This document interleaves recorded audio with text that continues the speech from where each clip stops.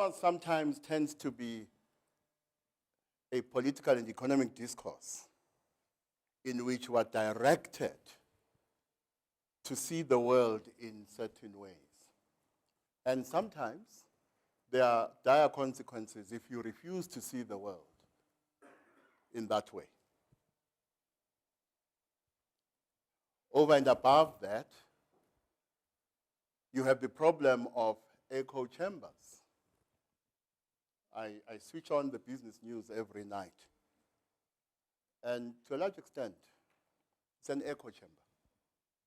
Someone says something at the top of the echo chamber, and the rest of us repeat it unthinkingly down the chamber.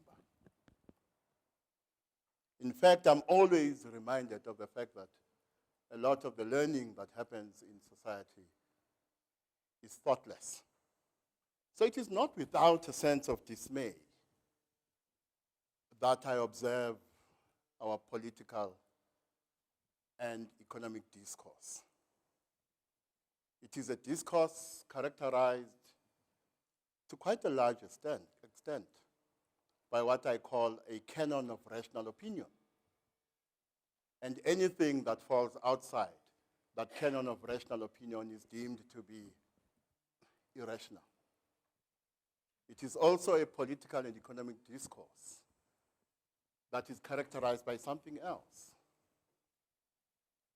by the fact that every cause, no matter how noble, has its tyrants.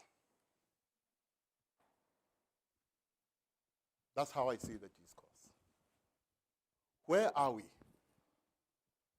with regard to the performance of the economy, with regard to growth? What kind of conversations are we having? And what kinds of conversations are we not having? What is it that influences the content of the conversations we are having? And what is it that influences the content of the conversations we are not having about the state of our economy, the state of politics, and the relationship between the two?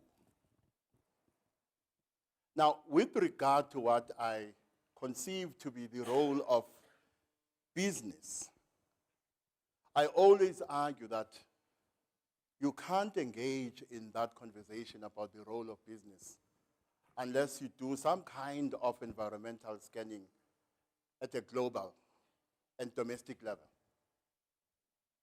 I also advise that part of that environmental scanning must take into account the fact that others scan your own environmental scanning and respond to it.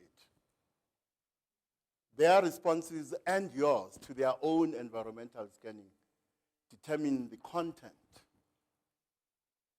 of the economic and political discourse in this and other countries.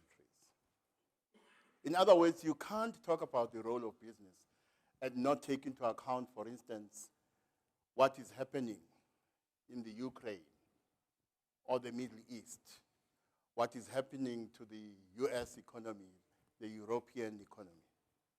Because you must accept that there is an extent to which, with the best will in the world, your capacity to fully influence the forces that lead to economic growth is limited by the fact that decisions outside your realm will determine the extent to which that is achievable. You can't also talk about the role of business without looking at domestic factors, such as the kind of politics we have in South Africa today, and how this politics influences the content of conversations we have about the economy. And therefore, I want to start with something trite, something that should be obvious, something in these polite conversations about the economy we feel too ashamed to acknowledge. People are in business to make money. People are in business to make a profit. People are in business to accumulate wealth.